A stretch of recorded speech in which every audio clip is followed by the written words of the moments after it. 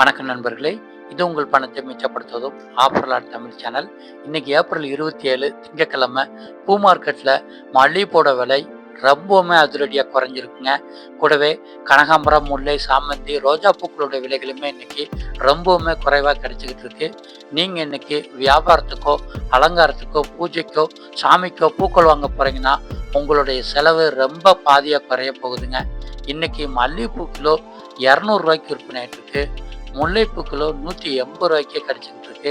சிவப்பு ரோஜா ஒரு கட்டு 150 ரூபாய்க்கு விற்பனை ஆகிட்டு இருக்கு. சாமந்தி பூ கிலோ 100 ரூபாய்க்கு விற்பனை ஆகிட்டு இருக்கு. தாமரைப்பூ ஒன்று 15 ரூபாய்க்கு கிடைக்குது. துளசி ஒரு கட்டு 50 ரூபாய்க்கு விற்பனை ஆகுது. மறிக்கொழுந்து கிலோ 50 ரூபாய்க்கு விற்பனை ஆகிட்டு இருக்கு. செண்டுமல்லி கிலோ 120 ரூபாய்க்கு விற்பனை ஆகிட்டு இருக்கு. கோழிக்கொண்டை பூ கிலோ 60 ரூபாய்க்கு விற்பனை ஆகிட்டு இருக்கு. சம்மங்கி பூ கிலோ 100 ரூபாய்க்கு விற்பனை ஆகிட்டு இருக்கு.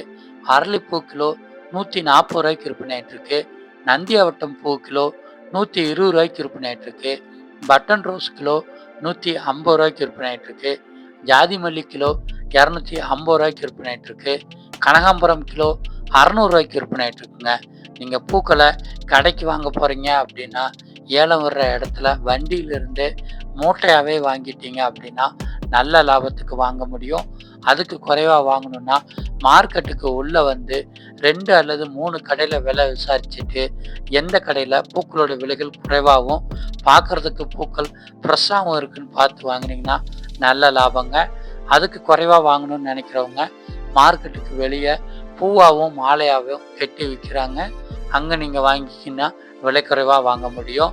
இதே மாதிரி இன்றைக்கி விலை குறைவாக கிடைக்கிற பழங்கள் மற்றும் காய்கறிகளோட லிஸ்ட் நம்ம சேனலில் டெய்லியுமே காலையில் வீடியோவாக வெளிவருது. நீங்கள் சேனலை சப்ஸ்கிரைப் பண்ணிட்டீங்கன்னா மார்க்கெட்டுக்கோ கடைக்கோ போகிறதுக்கு முன்னாடி என்னென்ன பொருட்கள் வாங்கினா செலவுகள் குறையும்னு தெரிஞ்சுக்கலாம்.